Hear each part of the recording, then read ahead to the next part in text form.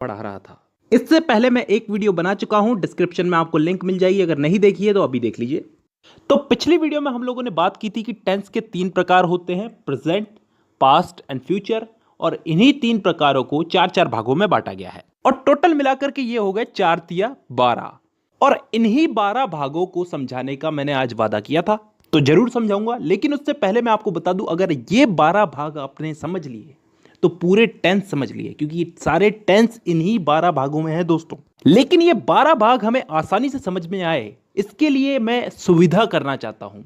यानी इनको समझने से पहले फुटबॉल, इसमें आई सब्जेक्ट है, फुटबॉल ऑब्जेक्ट है और प्ले वर्ब है, क्रिया है। अब आपने वर्ब की फर्स्ट, सेकंड और थर्ड फॉर्म का नाम तो सुना ही होगा। ये किस काम आती है समझाता हूं।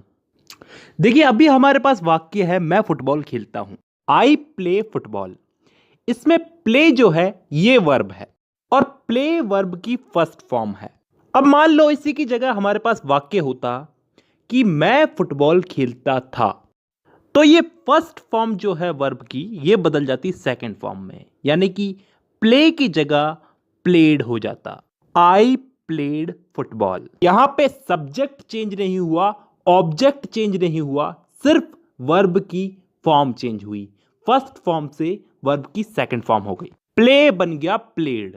तो आई प्लेड फुटबॉल, मैं फुटबॉल खेलता था। तो दोस्तों यहां पे सब्जेक्ट, ऑब्जेक्ट और वर्ब क्लियर है। सब्जेक्ट किसी व्यक्ति को बोलते हैं, ऑब्जेक्ट किसी चीज को बोलते हैं और वर्ब जो वो काम कर रहा है उसे बोलते हैं। अब हम चलते हैं हमारे उन टेंस के 12 भागों पे जिन्हें समझने से हमें टेंस समझ में आएंगे, और इन सबको मैं एग्जाम्पल दे दे के समझाऊंगा। तो एग्जाम्पल्स को समझने के लिए सब्जेक्ट ऑब्जेक्ट समझना जरूरी था। तो अब शुरू करते हैं इन 12 भागों को समझना। अब यार पहले तो ये इंडेफिनेट वाले समझ लेते हैं, प्रेजेंट इंडेफिनेट, पास्ट इंडेफिनेट और फ्यूचर इंडेफिनेट।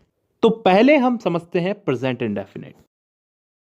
हाँ, तो अब इसको मैं एग्जाम्पल देकर के समझाऊंगा। 3 टाइप के मैं आपको इसमें एग्जाम्पल्स दूंगा, अफर्मेटिव, नेगेटिव और इंटेरोगेटिव। जिसे हिंदी में बोले तो सकारात्मक, नकारात्मक और प्रश्नवाचक। और उसके बाद कुछ इंपॉर्टेंट रूल्स है वो याद करने हैं, उसके बाद ये भाग कंप्लीट। तो शुरू करते हैं। मैं किताबें पढ़ता हूं, आई रीड बुक्स। यहां पे मैं सब्जेक्ट हूं, किताबें ऑब्जेक्ट है और पढ़ना एक क्रिया है यानी कि वर्ब है। तो सब्जेक्ट आई, पढ़ने का रीड वर्ब रीड और object books, I read books. चलिए इसी को नेगेटिव में बनाते हैं। मैं किताबें नहीं पढ़ता हूं, I do not read books. यहां पे ये डू नॉट क्यों आया ये मैं बाद में समझाऊंगा, लेकिन अभी इतना समझो कि यहां पे आई वही सब्जेक्ट, रीड वर्ब और किताबें बुक्स ये ऑब्जेक्ट। इसी का हम लोग एक इंटरोगेटिव एग्जांपल लेते हैं। इंटरोगेटिव यानी कि प्रश्नवाचक। क्या मैं किताबें पढ़ता हूं, डू आई रीड बुक्स। चलिए अब यहीं से ही हम लोग नियम चालू करते हैं। सबसे पहला नियम ये कि यहां पे डू पहले क्यों आया। तो दोस्तों कोई भी वाक्य अगर क्या, कब, कहां, कैसे, क्यों इन शब्दों से चालू होता है तो सब्जेक्ट के पहले, मतलब यहां पे सब्जेक्ट आई है यानी कि मैं हूं, तो इस आई के पहले डू या फिर डज का प्रयोग किया जाएगा। लेकिन यहां पे डू का प्रयोग ही क्यों किया गया, डज का प्रयोग भी किया जा सकता था। तो मैं आपको बता दूं, डज का प्रयोग सिंगुलर सब्जेक्ट के आगे किया जाता है, यानी कि एक वचन। यहीं पे इसी से ही हमारा दूसरा नियम भी निकलता है। मैंने आपको बताया था यहां पे डू नॉट क्यों आया, ये मैं आपको बाद में बताऊंगा, तो अब बताता हूं। देखिए यहां पे अगर आई की जगह कोई सिंगुलर नाउन होता, ही, शी, इट वगैरह, तो यहां पे डज नॉट का प्रयोग होता। और क्योंकि आई एक प्लूरल नाउन है तो इसके साथ डू नॉट का प्रयोग होगा। अब इस आई रीड बुक्स वाले सिंपल सेंटेंस को क्यों छोड़े, इसके साथ भी एक छोटा सा नियम है। इसमें अगर सिंगुलर नाउन हो, ही, शी, इट वगैरह, तो वर्ब की फर्स्ट फॉर्म के साथ एस या ईएस जुड़ता है। जैसे ही goes to college, he reads book. अब इन तीनों के नियम याद हो गए। अब लास्ट 2 रूल्स याद करने रह गए इसमें। सिंपल सिंपल से ही है, समझ में आ जाएंगे। देखिए कभी भी कोई वाक्य हु, WHO हु से प्रारंभ होता है तो उसके साथ कभी भी डू और डज का प्रयोग नहीं होता। उदाहरण के लिए, who goes to college, college कौन जाता है। एक और उदाहरण लेते हैं, हु मेक्स अ नॉइज, शोर कौन मचाता है। तो यहां पे हमने डू और डज का प्रयोग नहीं किया।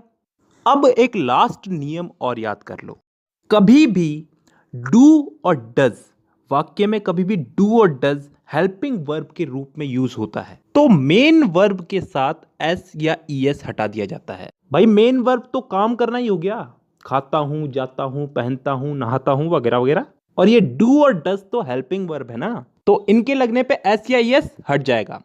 अब चलते हैं हम पास्ट इंडेफिनेट पे। इस वाले भाग में भी हम लोग वही 3 टाइप के वाक्य लेंगे, सकारात्मक, नकारात्मक और प्रश्नवाचक, और उसके बाद इसमें भी कुछ इंपॉर्टेंट रूल्स, और फिर यह भाग भी कंप्लीट। देखिए, सबसे पहले तो मैं आपको बता दूं, इस टेंस के अंदर कोई काम हो चुका है, बीते हुए टेंस का सबसे पहला नियम तो यह है कि यहां पे सकारात्मक वाक्यों में वर्ब की सेकंड फॉर्म लगेगी, सभी प्रकार के वाक्यों में। उदाहरण लेके मैं आपको बताता हूं, तुम हिंदी बोलते थे, यू स्पोक हिंदी। यहां पे सब्जेक्ट है यू यानी कि तुम, ऑब्जेक्ट है हिंदी, और स्पीक को हमने स्पोक में बदल दिया। स्पीक यहां पे वर्ब है ना, बोलना, तो वर्ब को फर्स्ट फॉर्म से सेकंड फॉर्म में बदल दिया, स्पीक बन गया स्पोक। अब यहीं पे ही हम लोग इस वाक्य को नेगेटिव में बदल के देखते हैं। करना कुछ नहीं है, तुम हिंदी बोलते थे को तुम हिंदी नहीं बोलते थे, you did not speak Hindi.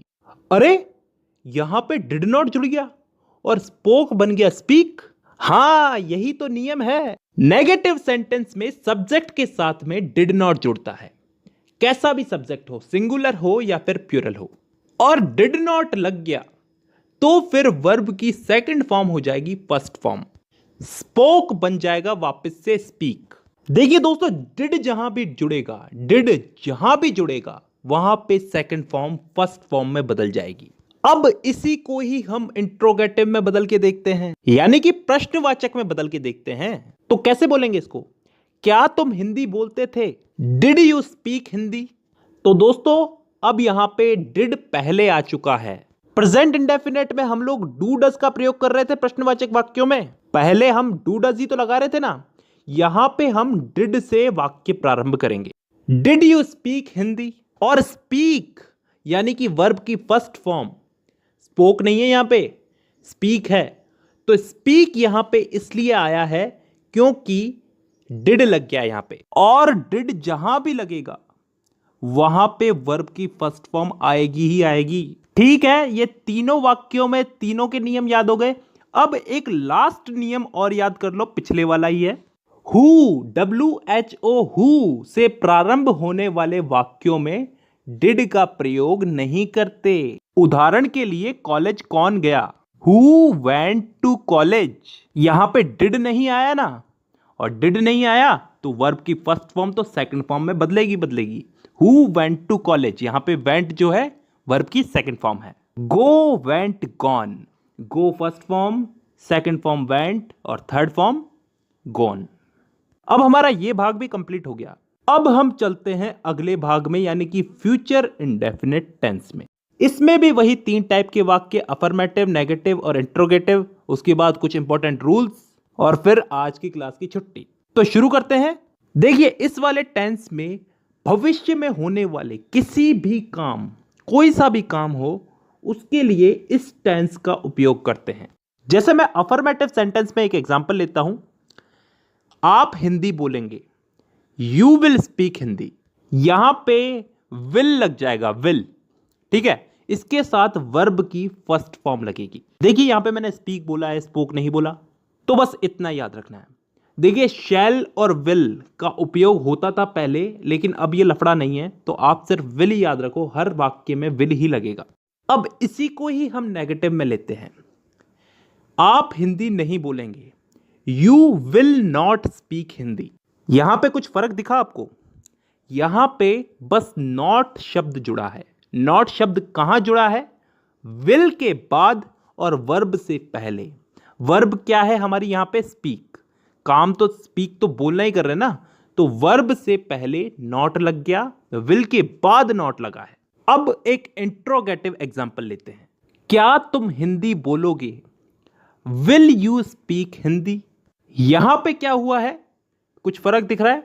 Will जो है ये आगे आ चुका है। इंट्रोगेटिव सेंटेंस में विल को सब्जेक्ट के आगे यूज करते हैं, बस इसके अलावा कोई और रूल याद नहीं रखना। तो दोस्तों आज की वीडियो में हम लोगों ने इंडेफिनेट को कंप्लीट समझ लिया। आज की वीडियो में हमने प्रेजेंट इंडेफिनेट, पास्ट इंडेफिनेट और फ्यूचर इंडेफिनेट समझ लिए हैं। अगली वीडियो में मैं आपको प्रेजेंट कंटिन्यूस, पास्ट कंटिन्यूस और फ्यूचर कंटिन्यूस ये तीनों समझाऊंगा। तो दोस्तों आज की वीडियो में बस इतना ही। मुलाकात होगी आपसे अगली वीडियो में, तब तक के लिए धन्यवाद।